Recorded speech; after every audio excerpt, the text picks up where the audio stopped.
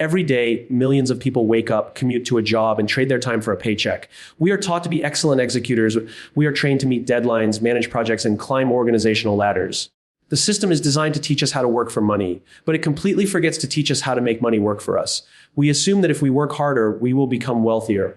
But hard work alone isn't the foundation of wealth. It's simply the fuel for someone else's engine. True wealth isn't an amount in a bank account. True wealth is a product of specific skills, cognitive and behavioral frameworks that change how we interact with resources, risk, and time. If we want to change our financial reality, we have to understand the foundational principles that traditional workplace completely ignores. The first skill is understanding the leverage of asymmetrical risk. In the corporate world, risk is something to be managed, minimized, and avoided.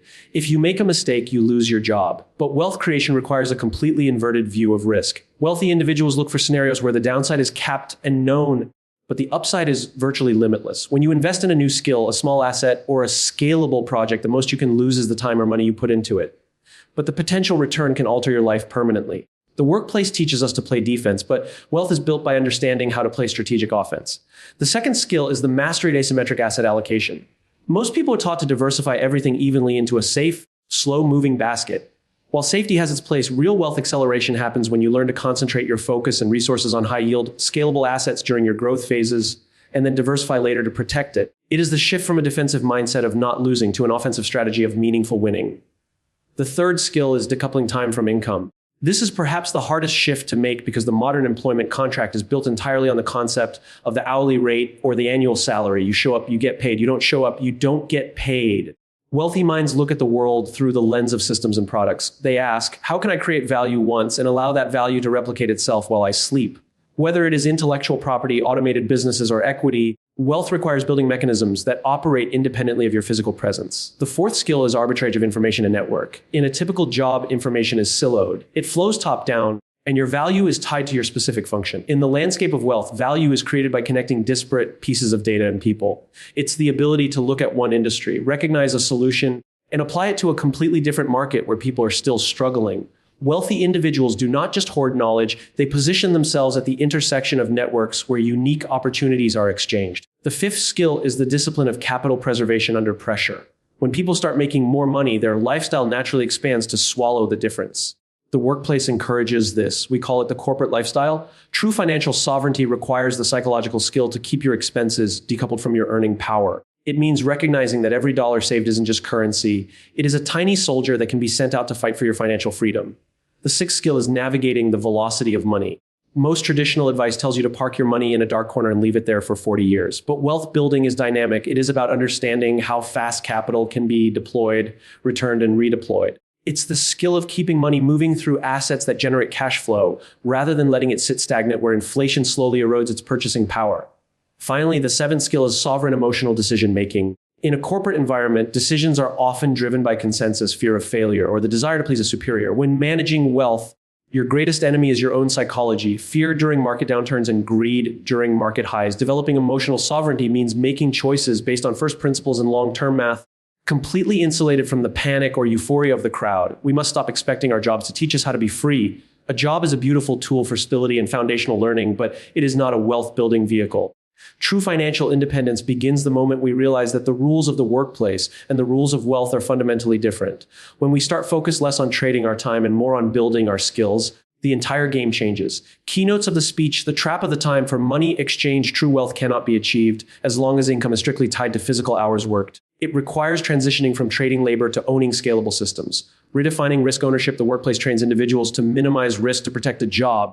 Whereas wealth accumulation requires seeking out asymmetrical opportunities where potential upside far outweighs a fixed downside. The power of systems over execution financial growth relies on building independent, replicating mechanisms such as equity or intellectual property that generate value outside of personal, daily maintenance. Psychological insulation and lifestyle creep. Managing wealth is inherently behavioral. It demands the emotional discipline to separate rising income from rising expenses and to make strategic decisions independent of market panic. First principles financial sovereignty. Individuals must actively pursue financial education outside the corporate structure, recognizing that employment is designed for operational output rather than personal capital expansion.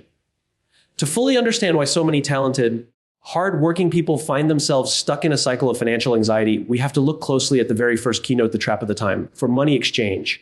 This is the foundational architecture of the modern workplace. From the moment we enter the educational system, we are conditioned to believe that our primary economic value lies in our labor.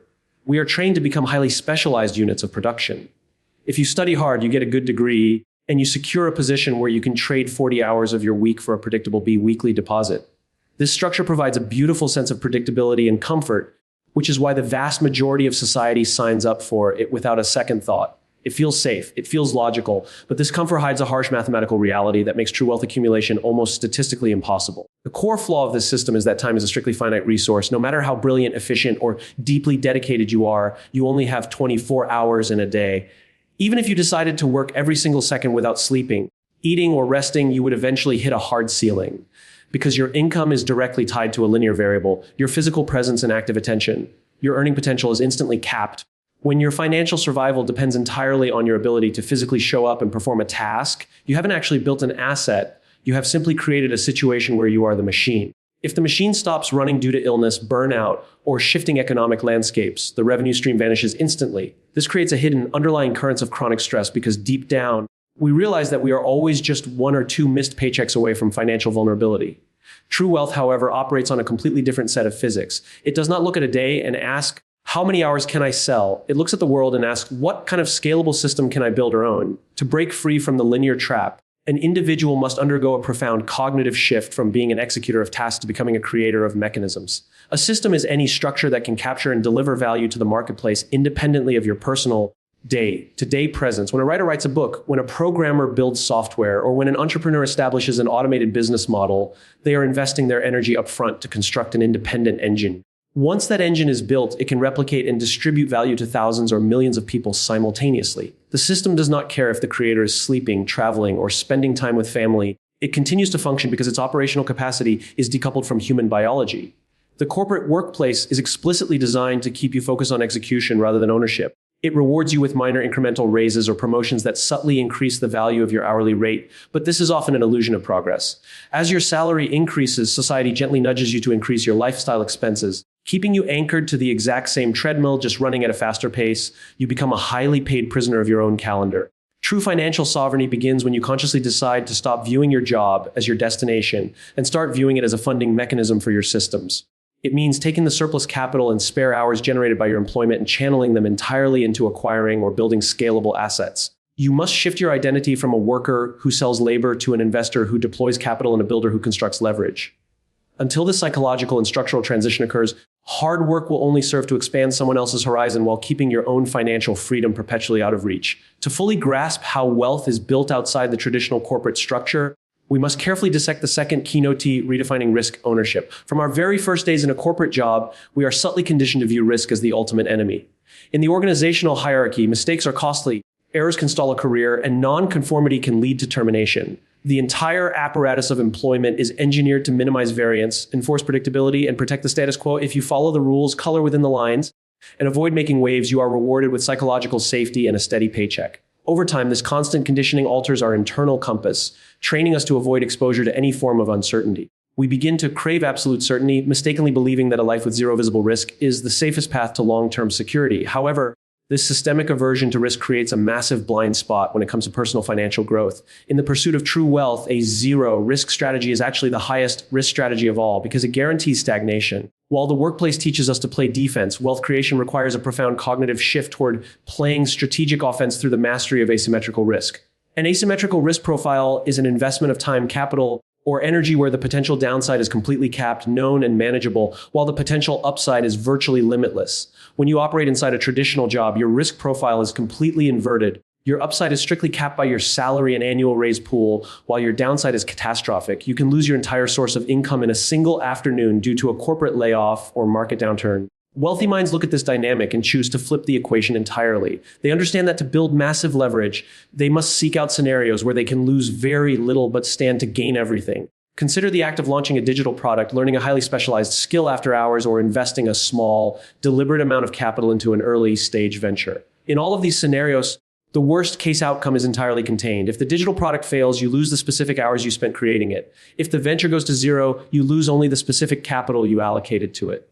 Your downside is a fixed, known quantity that cannot break you. But if that product hits the market perfectly, or if that venture scales, the upside is non-linear. It can return 10, 50, or 100 times your initial investment. completely rewriting your financial trajectory. Redefining risk ownership also requires us to separate the concept of risk from the concept of recklessness. The workplace often conflates the two, labeling any departure from the standard path as a dangerous gamble. True financial sovereignty, however, relies on calculated volatility. It means running small, low-cost experiments constantly, knowing that most of them will fail, because you only need one or two of them to succeed massively to win the entire game. This requires a level of emotional sovereignty that the corporate environment simply does not foster. It demands that you become comfortable with short-term uncertainty in exchange for long-term freedom. Instead of outsourcing your security to an employer who controls your financial destiny, you assume full responsibility for your risk profile. You begin to treat your time and capital not as treasures to be hidden away and protected from the world, but as strategic seeds to be planted in fertile, high-upside environments. The moment you stop fearing the downside and start mathematically evaluating the upside, you break free from the defensive mindset of the employee and enter the realm of true leverage. To completely re-engineer our understanding of financial independence, we have to deeply investigate the third keynote: the absolute power of systems over execution. In a standard corporate ecosystem, the highest praise an individual can receive is that they are an excellent executor. We are trained from an early age to focus entirely on the mechanics of doing the work. We take pride in our ability to clear out an inbox, manage a complex project pipeline, or solve an immediate operational crisis for our employers. The system rewards this tactical efficiency with titles, performance reviews, and promotions. However, this hyper-focus on execution masks a fundamental structural trap. When your value to the marketplace is entirely tied to your daily execution, you are trapped in a reactive loop. You are building a house on rented land, pouring your best creative energy into a framework that you will never own. True wealth operates on a completely different architecture. It values the designer of the engine far more than the driver.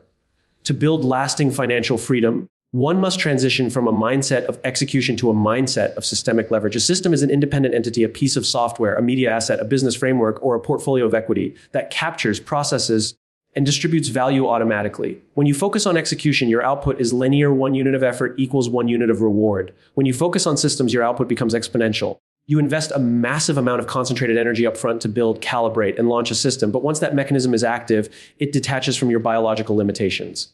It can serve thousands of people at 3 o'clock in the morning just as efficiently as it does at noon, completely independent of whether you are sitting at a desk or spending time with your family.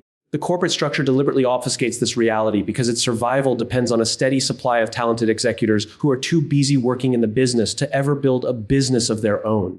It convinces you that upgrading your execution skills, getting another certification, learning a slightly better corporate software, or working longer hours is the path to advancement. But this is merely optimizing a flawed equation. You are simply becoming a more expensive cog in someone else's machine. The true shift toward wealth happens when you begin to look at every problem through the lens of architecture rather than labor.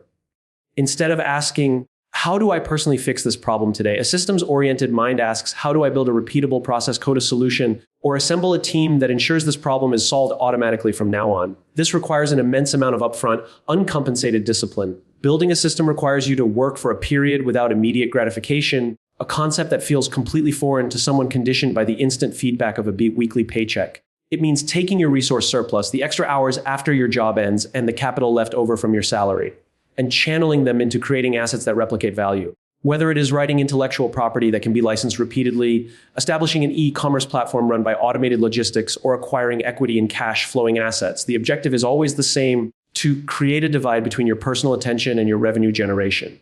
When you own the system, you own the leverage. You are no longer vulnerable to the shifting whims of a single manager or the sudden downsizing of a corporate department. By focusing on building independent mechanisms rather than just executing daily tasks, you fundamentally alter your relationship with the economy. You stop being a participant in someone else's vision and finally become the architect of your own freedom. To truly master the mechanics of wealth creation, we must critically examine the fourth keynote, the arbitrage of information and network. In the traditional workplace, information is treated as a highly controlled, siloed commodity. It flows strictly from the top down, carefully metered out only to those who need it to execute their specific, isolated tasks. You are trained to look inward, focusing exclusively on your department, your industry vertical, and your designated function. If you are a marketer, you look at marketing data. If you are an engineer, you look at technical blueprints. This forced specialization creates an intellectual insularity, convincing individuals that their economic value is solely determined by how deeply they understand their tiny corner of the corporate world. The architecture of wealth, however, values the exact opposite approach.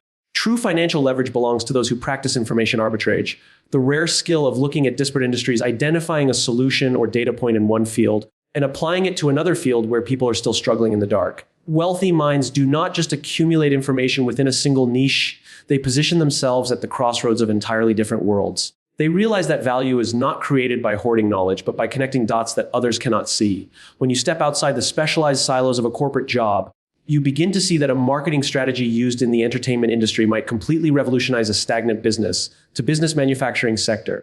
A logistics framework used in e-commerce might solve a massive bottleneck in healthcare delivery. This is information arbitrage, recognizing that what is common knowledge in one room is a priceless revelation in another, and having the strategic vision to bridge that gap. But information does not float in a vacuum. It travels through human pathways. This is where the network element becomes critical. In a standard job, your network is largely assigned to you.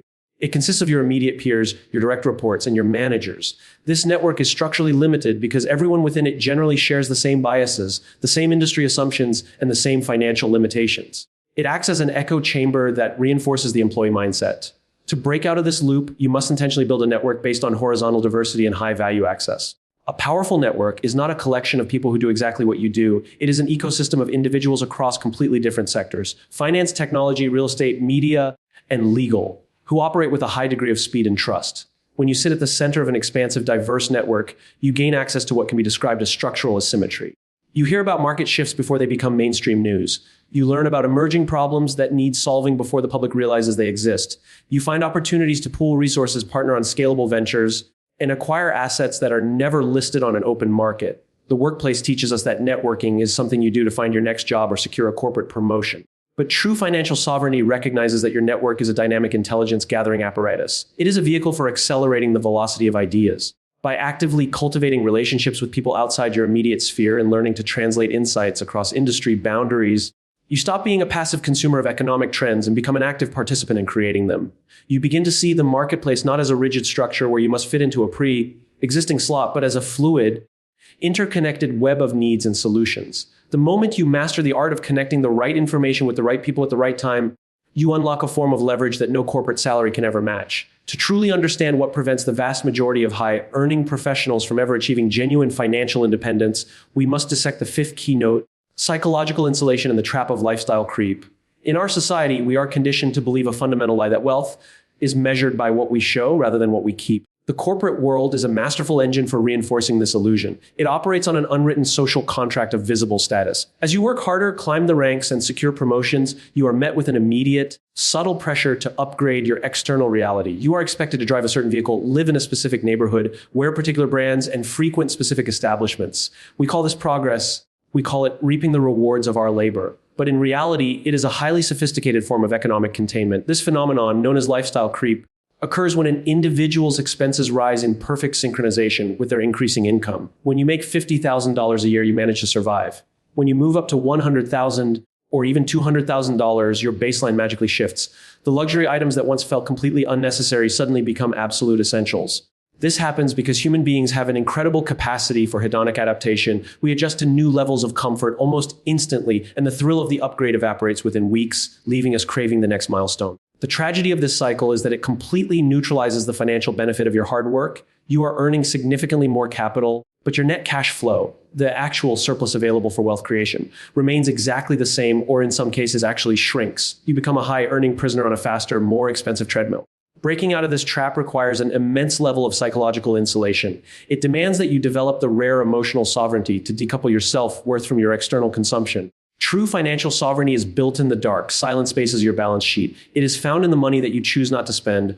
When you look at a dollar, you cannot see it merely as a unit of consumption, a token to be traded for a nicer meal, a newer phone, or a luxury vacation. You must see that dollar as a tiny worker, a unit of latent energy that possesses the capability to go out into the market, invest itself in scalable assets, and bring back more dollars. Every time you casually upgrade your lifestyle to match a new raise, you are effectively taking your best financial soldiers and throwing them away for temporary comfort. Psychological insulation means establishing an internal firewall between your earning power and your spending habits. When your income spikes, your lifestyle should remain deliberately anchored, allowing the gap between what you bring in and what you cost to widen aggressively. This gap is your leverage. This is the raw material used to buy back your time, acquire equity, and build independent systems. The workplace thrives when you are deeply entangled in lifestyle debt because a dependent employee, someone with a massive mortgage, a high-end car lease, and expensive private school tuitions, is an employee who cannot afford to leave. They cannot afford to take risks. They cannot afford to challenge the status quo. And they certainly cannot afford to step off the treadmill to build their own vision. To win the game of true wealth, you must become entirely indifferent to the status games of the corporate peer group. You must realize that the ultimate status symbol is not a luxury asset that depreciates every single day. The ultimate status symbol is absolute control over your calendar. It is the freedom to wake up on a Tuesday morning and decide exactly how you will deploy your mind, your energy, and your time without needing anyone else's permission. By developing the emotional discipline to keep your expenses radically separated from your income, you starve the engine of lifestyle creep and feed the engine of personal freedom. You stop playing a superficial game designed to impress people you don't even like, and you start playing a profound game designed to secure a life of permanent independence. Ultimately, the path to true financial sovereignty requires us to completely unlearn the scripts we have been handed by the traditional corporate world. A job is a valuable tool for foundational stability, but it was never designed to be a vehicle for permanent freedom. True wealth is not a number in a bank account. It is a direct reflection of our willingness to step away from linear, reactive execution and step in the intentional design of scalable systems, calculated risks, and psychological insulation. The rules of the workplace and the rules of wealth operate on entirely different horizons. The choice before us is simple. We can continue to trade our limited hours to construct someone else's legacy, or we can choose to master the skills necessary to build our own. The moment we stop focusing on how hard we can work for a paycheck and start focusing on how effectively we can build leverage, the entire game changes. Our time becomes our own, our financial destiny returns to our hands, and we finally unlock the true independence we have been working for all along.